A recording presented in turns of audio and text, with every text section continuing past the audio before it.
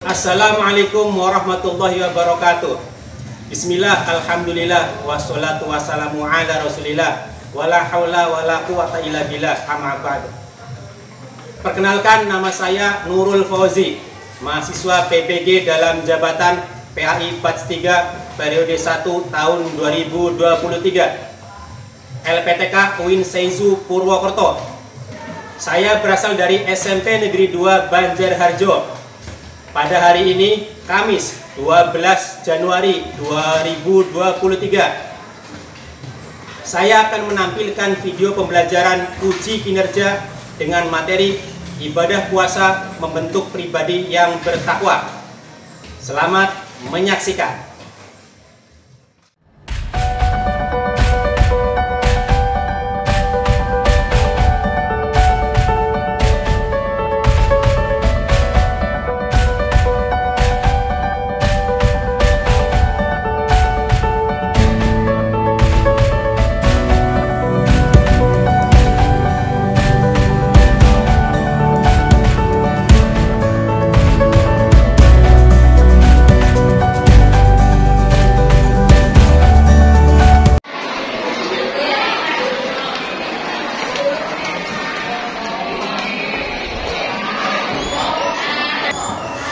Assalamualaikum. Waalaikumsalam. Selamat pagi. Pagi. Luar biasa. Tetap semangat. Allahu Akbar. Alhamdulillah. Semangat ya. Ya. Nah, kita jumpa lagi di pelajaran pendidikan agama Islam bersama saya.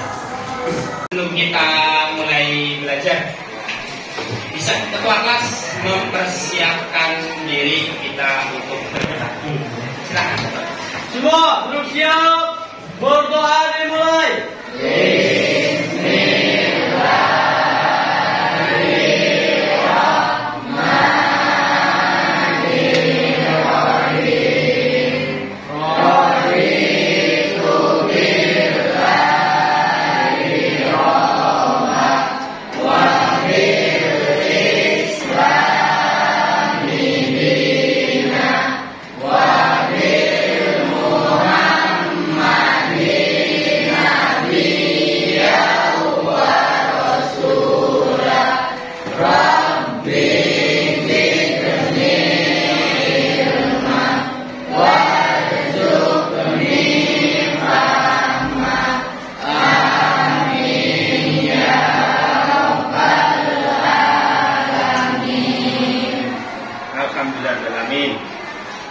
Selanjutnya saya mencoba untuk presensi dulu ya.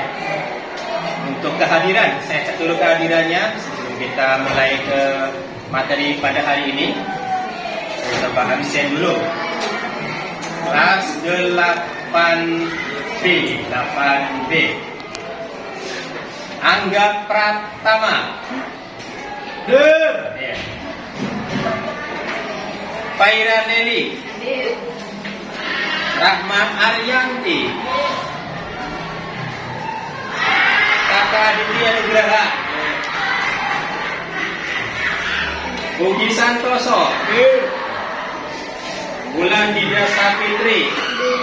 Alhamdulillah ya, hadir semua.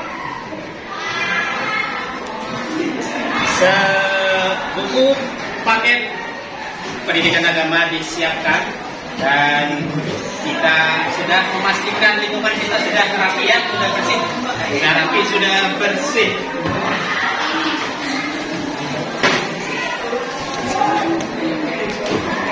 Baiklah, anak-anak, kita langsung ke materi pada hari ini, yaitu tentang ibadah puasa membentuk pribadi yang bertakwa ya. Sini nanti kita untuk materinya, sebelum kita masuk materi, coba kita saksikan dulu tayangan berikut ini ya. Ada sebuah kisah inspiratif dari kisah seekor katak kecil cerita tentang kata kecil. Ya. Pada suatu hari ada sekumpulan kata-kata kecil yang berlomba-lomba. Tujuannya adalah mencapai puncak sebuah menara yang tinggi. Penonton berkumpul bersama mengelilingi menara untuk menyaksikan perlombaan dan memberikan semangat kepada para peserta, yaitu ribuan katak ya, banyak sekali ribuan katak. Perlombaan pun dimulai. Secara jujur, logika kita berbicara, tidak satupun penonton benar-benar yakin atau percaya bahwa kata kecil akan bisa berhasil mencapai puncak menara. Terdengar ada yang berkata atau bersorak ya, bersorak. Oh, jalannya terlalu susah, mereka tidak akan bisa sampai ke puncak. Atau mungkin ada terdengar juga komentar-komentar dari para penonton, tidak ada kesempatan untuk berhasil, menaranya terlalu tinggi. Terus kata-kata itu berkumandang, kata-kata kecil terkena suara itu, mendengar suara itu mulai berjatuhan satu persatu. Wah, nggak mungkin bisa, nggak bakal bisa, jalannya terlalu susah, menaranya terlalu tinggi. Satu persatu kata itu pada berjatuhan. Kecuali mereka yang tetap bersemangat menaiki menara perlahan-lahan, semakin tinggi dan semakin tinggi. Penonton terus bersorak, terlalu susah, tidak seekor pun yang akan berhasil, nggak mungkin bisa sampai ke puncak. Terus penonton memberikan sorak-sorak yang menyebabkan kata-kata lebih banyak lagi yang lelah dan menyerah dan akhirnya jatuh. Tapi ada satu yang tetap melangkah hingga semakin tinggi dan semakin tinggi. Dia tak kenal menyerah. Dia tidak kenal kalah. Akhirnya yang lain telah menyerah untuk menaiki menara, kecuali ada seekor katak kecil yang begitu berusaha keras dan menjadi satu-satunya yang berhasil sampai ke puncak. Semua katak kecil yang lain ingin tahu bagaimana katak besar, katak ini bisa melakukannya. Mereka terheran-heran, semua penonton heran, dan peserta yang lain pun terheran-heran. Kenapa kamu bisa? Seekor peserta bertanya, bagaimana cara katak yang berhasil itu mencapai kekuatan untuk mencapai tujuan? Seekor peserta bertanya, bagaimana cara katak yang berhasil itu mempunyai kekuatan untuk mencapai tujuan? Ternyata katak yang menjadi pemenang itu adalah tuli. Kataknya tuli. Dia tidak mendengarkan komentar penonton, dia tidak mendengarkan, tidak menghiraukan apapun yang dikeluarkan oleh penonton. Dia tuli, tidak mendengarkan. Maksudnya bagaimana dari cerita ini? Ya, nasihat dari cerita ini adalah jangan sekali-kali mendengar kata orang lain yang mempunyai kecenderungan negatif ataupun pesimis. Tidak usah didengarkan. Orang ngomong apa, tidak usah didengarkan. Kita menjadi katak yang tuli, atau kita menjadi manusia yang tidak mendengarkan, tidak akan terpengaruh dengan omongan orang lain, yang akan melemahkan. Karena mereka akan mengambil sebagian besar mimpi kita dan menjauhkannya dari kita, melemahkan cita-cita kita. Tidak usah didengarkan. Berusaha kita tuli, tidak mendengarkan perkataan yang negatif atau yang pesimis. Selalu ingat kata-kata bertuah yang ada, ya. Karena segala sesuatu yang kita dengar dan kita baca akan mempengaruhi perilaku kita. Segala sesuatu yang kita dengar dan kita baca akan mempengaruhi perilaku kita, ya. Jadi karena itu selalu tetap positif, ya, selalu tetap semangat. Semangat kakak, tetap semangat. Artinya semangat kakak, ya, tetap semangat. Tetap semangat. Dan yang terpenting bersikap tuli. Jika ada orang yang mengatakan bahwa kita tidak bisa mencapai cita-cita kita tidak akan mendengarkannya ya. Kita harus semangat. Semangat ya, harus semangat ya. Itu untuk kita jurus sukses kita ya. Itu saja. Kita langsung ke materi tentang ibadah puasa membentuk pribadi yang bertakwa. Silakan bisa diperhatikan tayangan PowerPoint-nya ya. Tujuan pembelajarannya yaitu nanti kita sebagai peserta didik bisa melafalkan dalil perintah puasa dengan baik dan benar. Ya. Setelah kita menyimak ya, kita bisa tayangan PowerPoint. Setelah kita nanti berdiskusi, kita nanti bisa menjelaskan ketentuan dan jenis puasa dengan baik dan benar. Tujuannya ya. Nanti ada puasa wajib, puasa sunnah. Ya. Tapi pada materi hari ini Pak Guru akan menyampaikan tentang puasa wajib, yaitu puasa Ramadan. Satu subbab ya, yaitu puasa wajib, puasa Ramadan. Karena nanti ada juga puasa nadar, ada juga puasa kafarot, puasa qadha, dan puasa sunnah masih banyak lagi, puasa Senin Kamis, dan puasa bulan Arafah, Asyura dan lain sebagainya. Karena untuk tata cara puasa wajib dan puasa sunnah, tata caranya, yang pertama, definisi puasa dulu. Yang pertama, puasa wajib. Puasa wajib. Untuk puasa wajib, benar maksudnya. Puasa wajib menurut bahasa adalah menahan atau meninggalkan diri dari sesuatu. Puasa menurut istilah adalah menahan diri dari makan dan minum serta segala sesuatu yang dapat membatalkan puasa, mulai terbit fajar sampai terbenam matahari ya. Kemudian selanjutnya macam-macam puasa wajib apa saja? Yang pertama puasa, yang kedua yang ketiga, dan yang keempat puasa. Nanti kita akan membahas tentang puasa saja ya. Perintah wajibnya puasa sudah dijelaskan dalam Al-Quran surat Al-Baqarah ayat 183. Coba silakan salah satu membaca. Ya. Oh ya. Siapa namanya? Eka. Nah, silakan Eka. A'udzu billahi minasyaitonir rajim.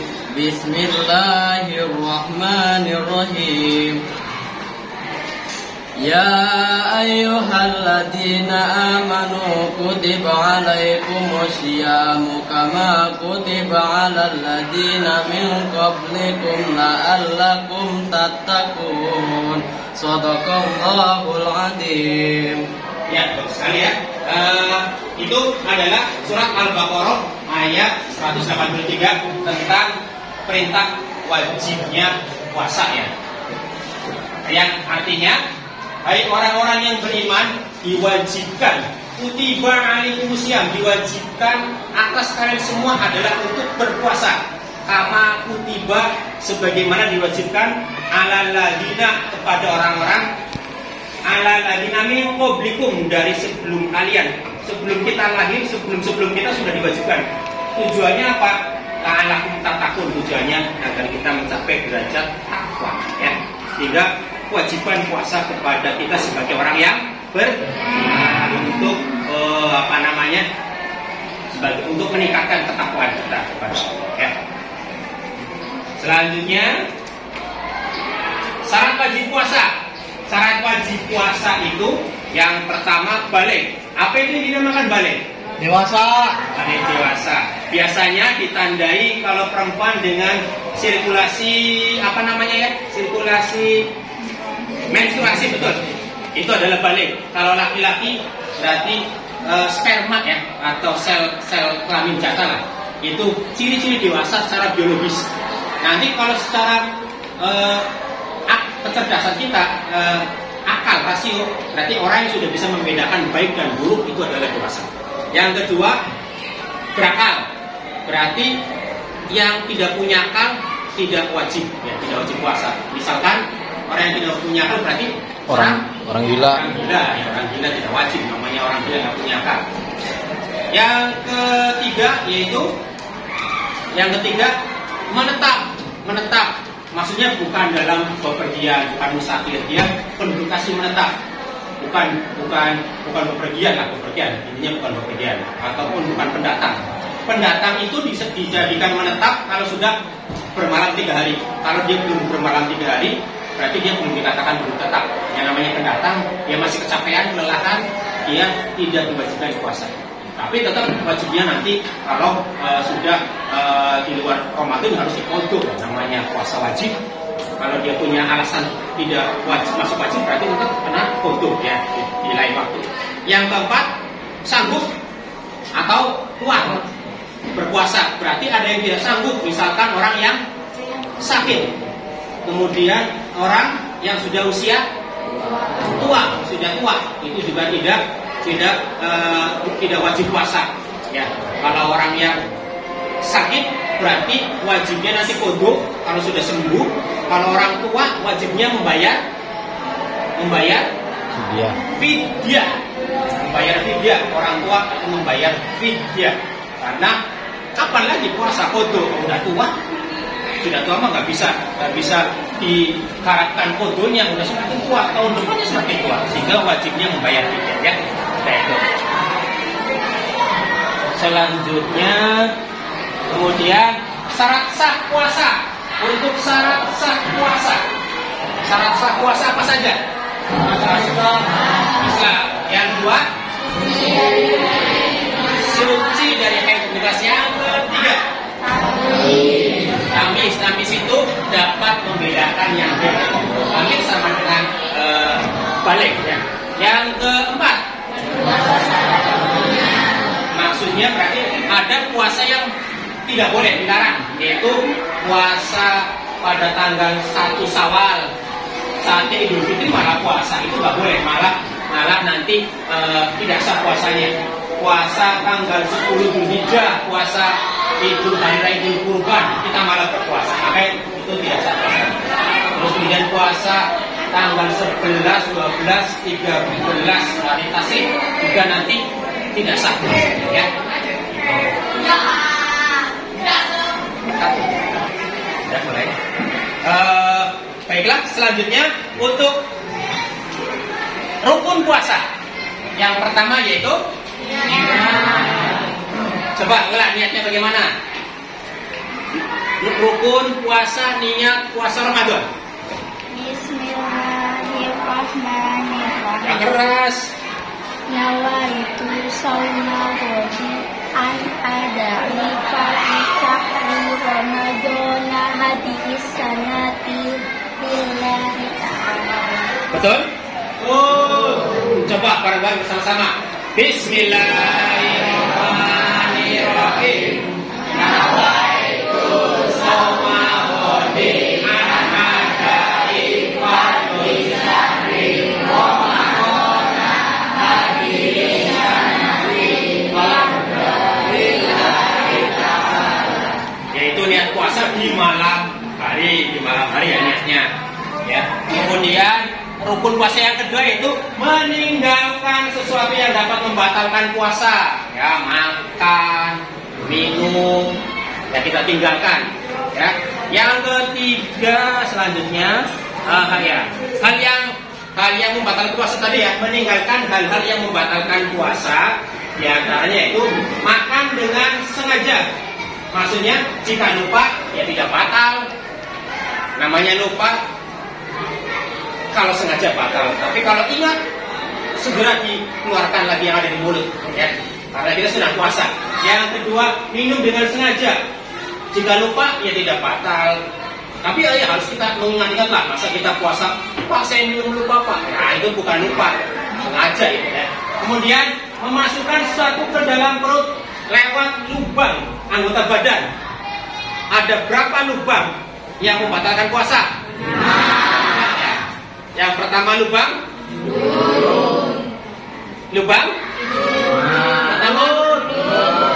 mulut dulu ya pertama. Yang kedua lubang mulut. Yang ketiga lubang yang keempat lubang kemaluan kita bagian depan. Yang keempat ya, yang kelima lubang kemaluan kita bagian belakang. Kan dijaga 5 lubang itu yang nanti potensinya akan membatalkan puasa. Mulut masuk sampai tenggorokan batal puasa. Tapi kalau cuma di mulut saja sudah dikeluarkan nggak sampai ditelan ya nggak batal. Hidung memasukkan jari masuk ke hidung sampai tangannya nggak kelihatan, itu yang masuk ya batal puasanya. Telinga juga sama, jangan terlalu dalam lah. Kalau cuma di luarnya saja ya nggak batal ya, terlalu ke dalam. 1, 2, 3, 4 kemaluan kita, 5 kemaluan kita. Lah, kita masukkan tangan kita masuk badannya yang batal ya. Atau air kita cebok misalkan ya, tapi ya kalau cuma luarnya enggak dimasukkan selang misalkan enggak ya batal ya, jadi malah nanti kita sakit kan, intinya larinya ke perut.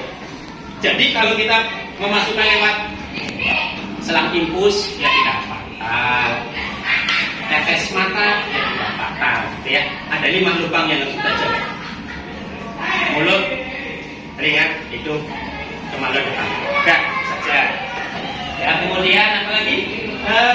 Muntah sengaja, kalau nggak sengaja dengan sengaja melihat bulan yang menunjukkan tanggal 1 Syawal berarti sudah lebaran, kita masih puasa ya, batal ya. Nah, lanjut lagi biar ya, nanti yang membatalkan yang lain datangnya kemudian nikah setelah melahirkan, kemudian gila, kemudian yang terakhir yang lainnya masih banyak lah ya, banyak yang membatalkan puasa. Orang yang boleh tidak berpuasa siapa saja? Ya, orang yang sakit ya, orang yang tidak kuat puasa karena sakit ya, nanti diganti dengan hari lain jika sudah sembuh. Kemudian orang dalam perjalanan jauh atau sakit juga nanti boleh tidak puasa, tapi tetap wajib qodhomah, wajib di bulan berikutnya ya, setelah Ramadan. Kemudian orang tua yang sudah lemah, orang tua yang sudah lemah dan tidak kuat puasa, maka wajib membayar fidyah. Tiap hari itu 3 liter beras, atau kalau dikuruskan 6 pon beras, 6 sampai 8. 6 on, minimal 6 on beras ya, maksimal 8 on ya, kurang dari 1 kilo. Itu 1 hari. 2 hari berarti 6 ditambah sampai berapa kali tidak puasa. Itu orang tua diganti dengan fidyah atau beras, makanan pokok. Tapi kalau masih muda ya tidak bisa, harus diganti dengan puasa lagi gitu ya. Kalau orang tua boleh dengan beras atau makanan pokok, kalau masih muda harus diganti dengan puasa lagi. Orang yang tidak, ya orang yang boleh tidak puasa yang selanjutnya yaitu orang yang sedang hamil. Ini perlu diperhatikan. Orang hamil ini ada dua alasan, ada 2 kriteria ya. Yang orang yang hamil dan orang yang sedang menyusui itu nanti boleh tidak puasa, tapi tetap harus diganti di lain waktu. Yang pertama, apabila khawatir terhadap dirinya, orang hamil atau saya atau orang hamil ataupun orang yang sudah melahirkan punya anak kecil ya, orang hamil atau orang yang sedang menyusui itu nanti apabila kekhawatirannya terhadap dirinya dan anaknya, maka wajib mengqadha di hari lain. Saya khawatir kepada saya yang tidak kuat karena sedang menyusui, atau saya khawatir terhadap kondisi saya yang sedang hamil, kondisi dirinya tidak kuat, lemah, sedang hamil puasa, maka di lain waktu dia harus mengqadha puasa. Dia tidak puasa karena hamil, dia tidak puasa karena menyusui, karena kondisinya lemah, maka di lain waktu harus mengqadha puasa. 1. Yang kedua kasusnya yaitu ketika orang hamil atau menyusui itu dia kuat, tapi dia lebih sayang kepada anaknya. Kalau saya puasa, anak saya panas. Saya masih kuat, anaknya panas. Kalau saya puasa, janin saya nanti bermasalah. Sebenarnya saya kuat. Berarti dia mengkhawatirkan orang lain, bukan dirinya. Maka dia wajib untuk puasa dan membayar fidyah 2 tagihannya. Saya ulangi lagi. Kalau dia khawatir dirinya dan anak, maka tagihannya 1, yaitu kodok saja, puasa ya. Tapi kalau dia mengkhawatirkan anak, justru dia tagihannya 2, yaitu kodok puasa iya, bayar fidyah iya. Kenapa demikian? Karena anak itu sudah dijaga oleh Allah, nggak usah mengkhawatirkan, ya. Sehingga kalau khawatir kepada anaknya, maka dia tagihannya 2. Puasa iya, kodok juga iya. Tapi kalau khawatir dirinya memang gak kuat, namanya lagi mengandung, namanya lagi menyusui, maka dia kondisinya lemah. Maka dia tagihannya 1, yaitu puasa di lain waktu.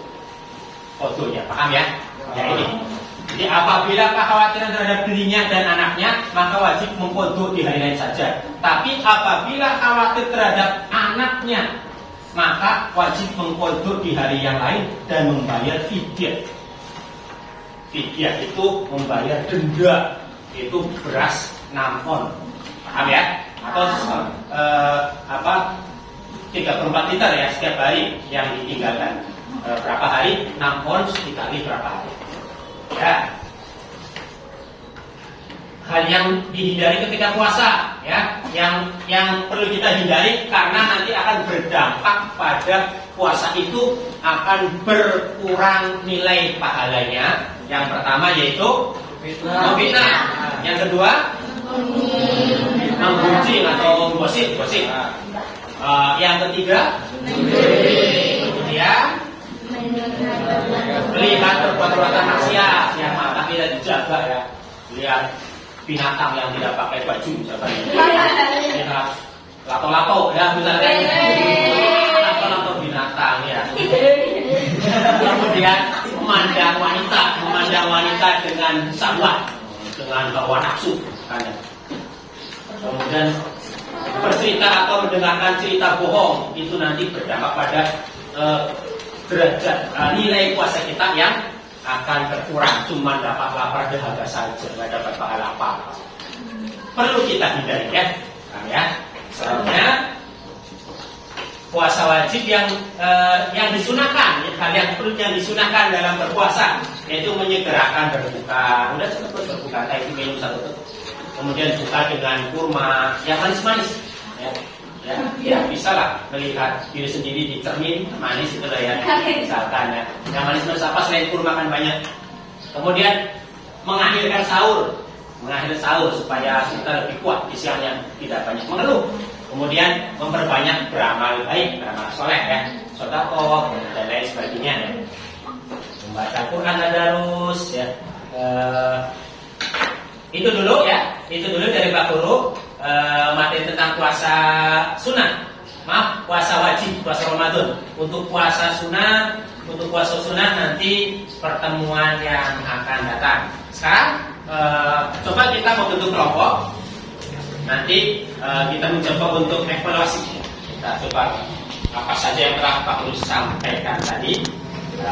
Silakan membentuk kelompok. Nanti Pak Guru berikan pertanyaan-pertanyaan dan dari kelompok itu nanti akan mempresentasikan. Ya, masih di depan. Ya, atau di tempat kelompoknya nggak apa-apa ya. Kita bikin kelompok 1 sebelah kiri Pak Guru ya.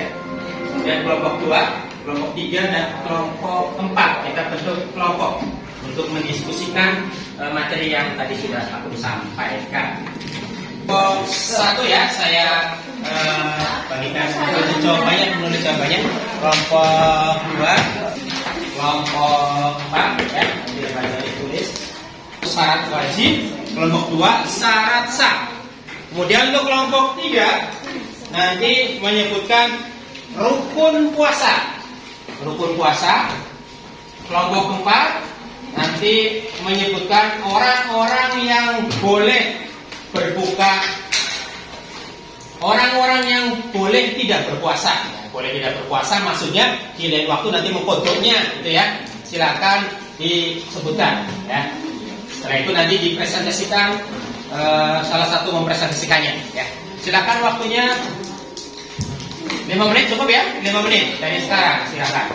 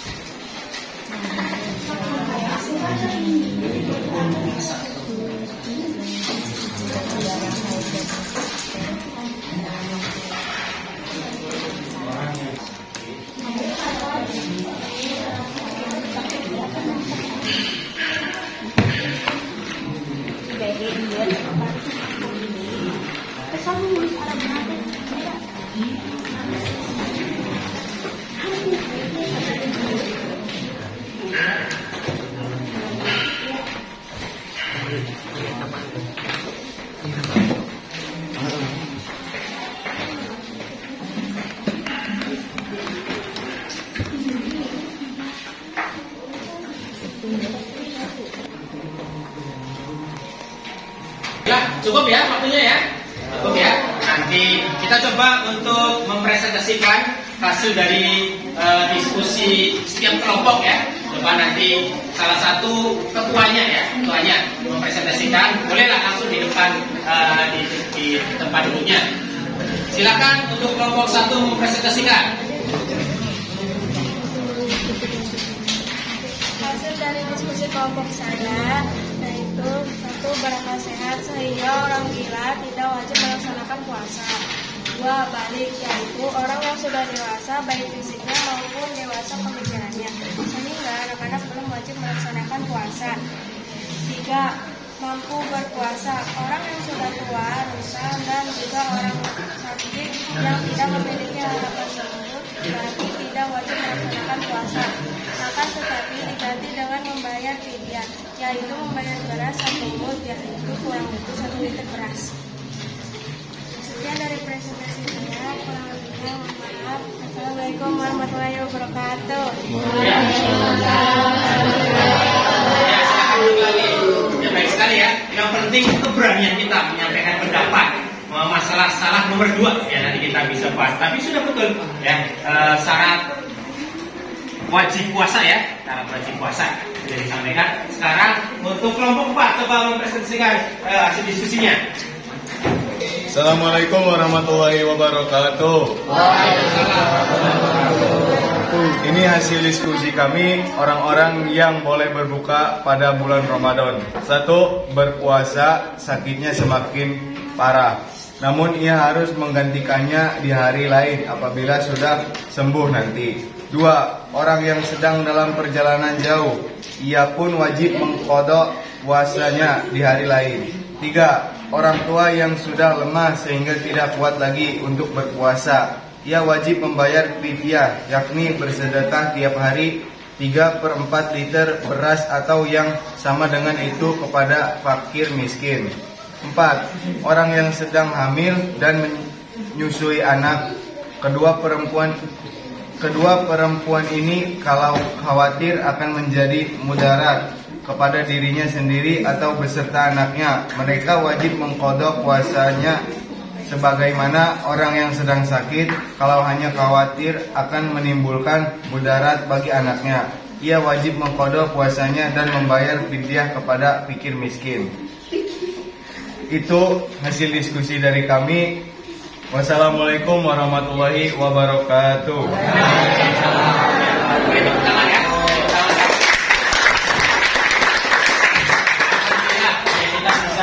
Berdiskusi memecahkan masalah ya, mencari jawaban dari sebuah pertanyaan.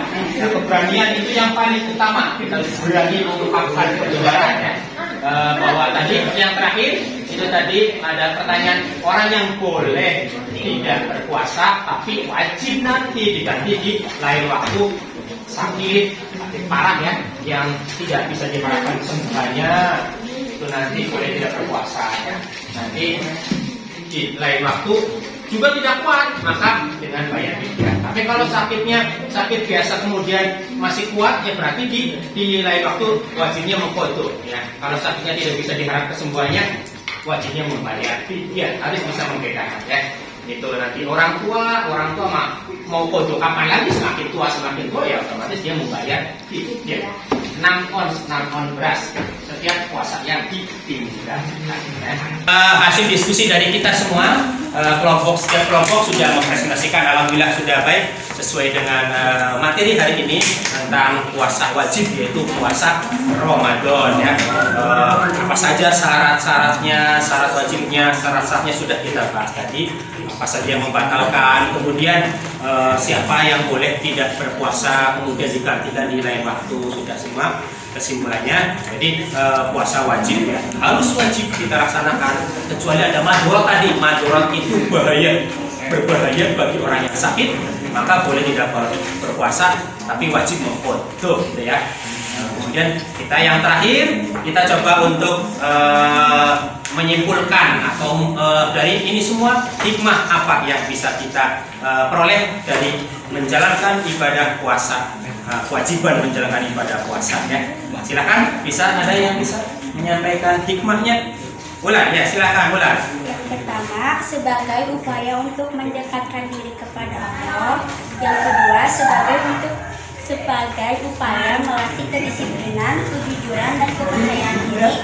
Yang ketiga, sebagai upaya melatih pengendalian diri. Dan yang keempat, sebagai upaya memelihara kesehatan. Ya, betul sekali ya. Kita beri tepuk tangan. Sebagai upaya memelihara kesehatan dengan puasa, sirkulasi perut kita yang biasa diisi penuh, kita mencoba untuk menahan diri ya. Alhamdulillah ya, kita sudah bahas semua. Terima kasih semuanya ya. Sebelum kita akhiri pembelajaran hari ini, silakan dirapikan dahulu meja kursinya. Ini pelajaran sudah selesai tentang ibadah puasa membentuk pribadi yang bertakwa ya. Terima kasih atas semuanya ya.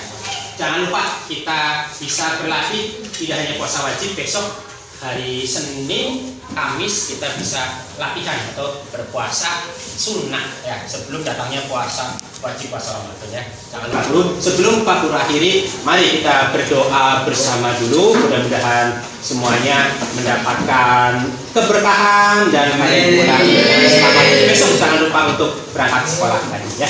Silakan ketua kelas dipimpin untuk bergerak. Semua siap, berdoa dimulai.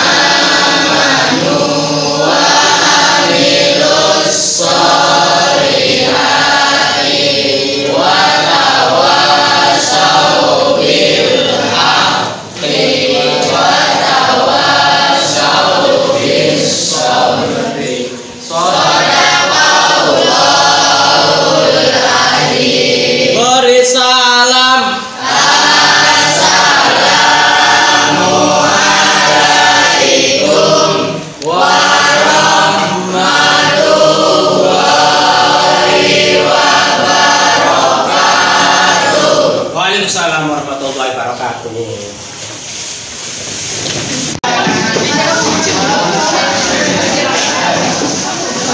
Pajero aja.